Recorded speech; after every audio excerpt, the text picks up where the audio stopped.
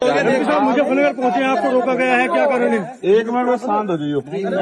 कोई आइडिया है क्या? हाँ जी बताओ। मुजफ्फरनगर आप पहुंचे हैं, आपको पुलिस द्वारा रोका गया है, आप जा रहे थे, क्या कारण है, क्यों रोका? मुजफ्फरनगर बॉर्डर एरिया है क्या भाई?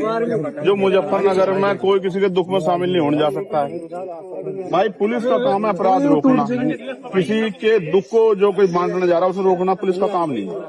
मैं सोनू कश्यप जी, जो जिस भाई की हत्या हुई है, जिसको जला के मार दिया, उस माँ को मैंने तड़पते हुए देखा, उसकी बहन को मैंने बड़ी को तड़पते देखा। उन्होंने कहा कि हमारा अकेला सहारा था, वो हमसे छूट गया। मैं भाई का फर्ज निभाने के लिए, उनके आंसू पूछने, एक बेटा बनने के लिए वहां जा रहा था। ये मेरा फर्ज भी है। चुनाव के समय तो हर कोई जाता है वोट मांगने के लिए, तमाम तरह की मीठी मीठी बातें करने के लिए। दुख में जो साथ खड़ा वही अपना होता। मैं अपना होने का फर्ज निभाने जा रहा था, मगर मुझे पता लगा कि यहाँ अचानक से हमारे सम्मानित जो अधिकारी, उन्होंने ट्रैक्टर ट्रॉली रोक के वो मेरे सामने आ गए। अब वो मुझसे कहने कि आप नहीं जा सकते।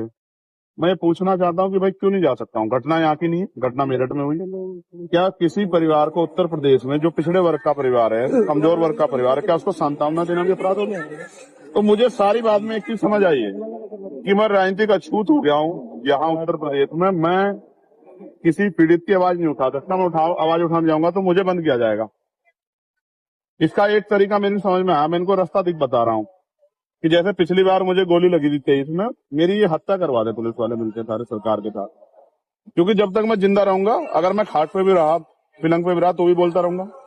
तब भी जब भी इन पर अन्याय होगा मैं बोलूंगा, पिछड़ों पे, दलितों, मुसलमानों पे, गरीबों पे, बहनों पे। तो एक ही तरीका है इनके पास, ये लोकतंत्र को कुचल रहे हैं, ये संविधान को चल रहे हैं, ये मेरी हत्या करवा दें। इसके बाद तो उनको शांति मिल सकती है, वरना जब तक मैं हूँ क्या तो ये जुल्म रोके, वरना अगर ये जुल्म करेंगे मेरे लोगों पे तो मैं उनकी आवाज को उठाऊंगा, मैं लड़ाई को लड़ूंगा। मैं किसी बात से नहीं डरता। एमपी साहब कई दिन हत्या को हो चुके हैं, अब तक एक युवक जो इसको खाया। तो भाई मैं तो जब तक परिवार को नहीं सुनूंगा तब तक मैं कुछ नहीं कह सकता हूँ। मैं तो जाऊंगा, जब उनके पास जाऊंगा, मुझे अपनी पीड़ा बताएंगे जी। जब मुझे अपनी पीड़ा बताएंगे तभी मैं आगे की बात तो कर पाऊंगा। मैंने तो डिमांड की थी कि इस परिवार को कम से कम 50 लाख रुपए का मुआवजा मिले। क्योंकि देखो मेरी बात सुनो, आप भी पत्रकार साथी हो, अगर आपके साथ कोई दुर्घटना हो, आपके बच्चों को क्या होगा भाई? कमाने वाला था, वो चला गया, उसकी बुजुर्ग माँ, उसका क्या होगा? 10 दिन तो सब आएंगे।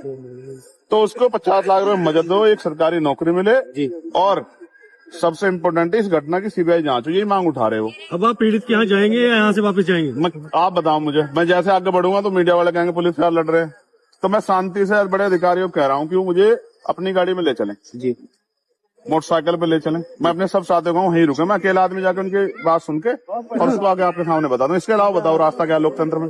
अगर लोकतंत्र में चुनाव प्रतिनिधि जनता के बीच नहीं जाएगा और दिक्कत है कि नेता जाते नहीं है। मैं जा रहा हूँ।